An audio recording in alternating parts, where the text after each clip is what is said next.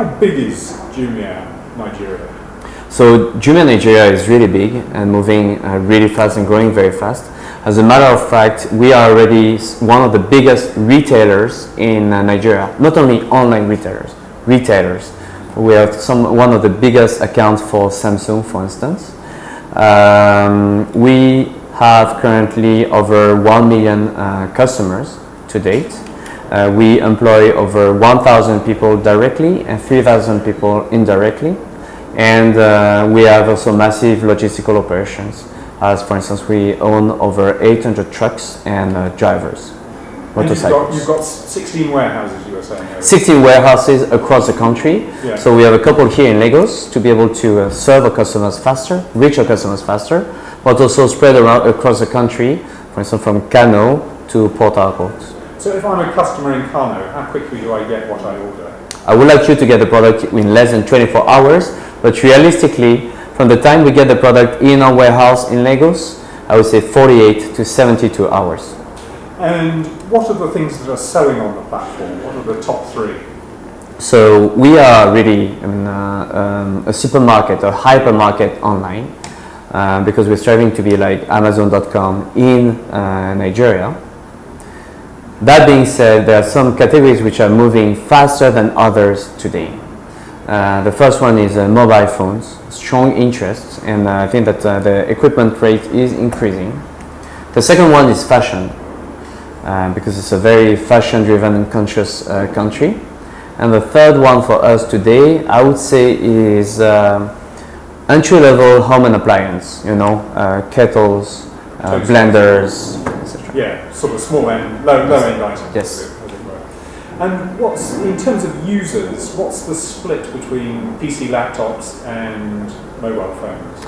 So actually the split of traffic and orders is about 50%, 50%, with actually at the moment mobile growing way faster than desktops. And we see there that Nigeria is really leapfrogging the traditional trend and evolution, because those numbers are actually way more impressive than the numbers that we currently see in Europe and the US.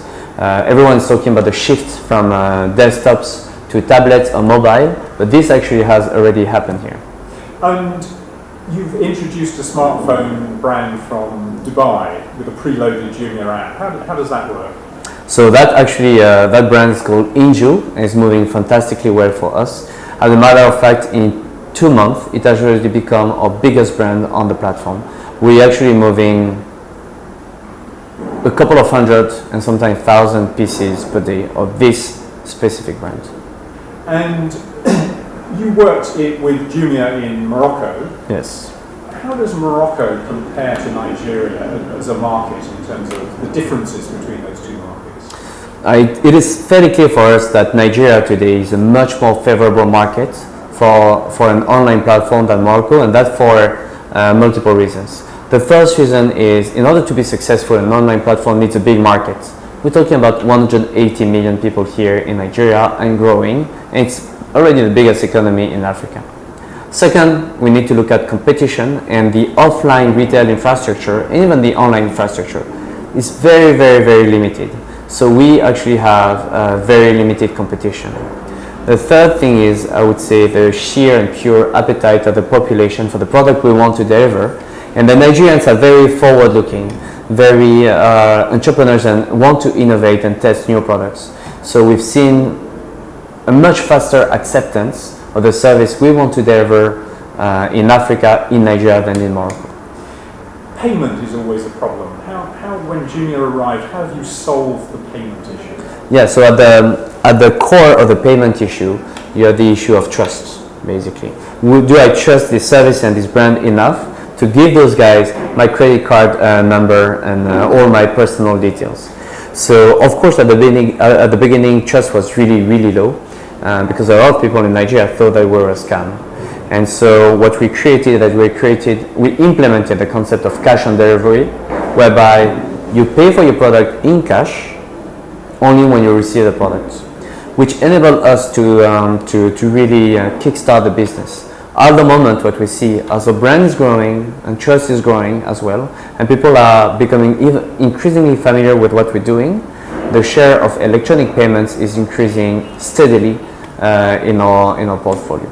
So what sort of percentage is electronic payments? So now we're looking at actually about 10% when making a payment online.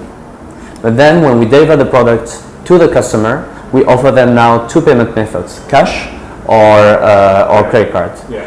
And 40% of the customers choose the credit card upon delivery. So total, we're close to 50% plastic. And what are the challenges, do you think, for startups in Africa? There are many, but let me start with the opportunity. It's a big opportunity. There are many things to be done and many problems to be solved. That being said, a lot of people think that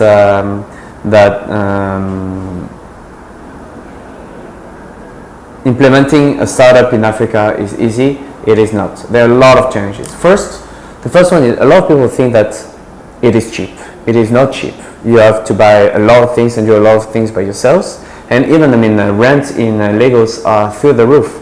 My small apartment in Lagos today costs way more than $60,000 per year. Rent. So it is not cheap. The second one is that people think that there is no competition, a little innovation.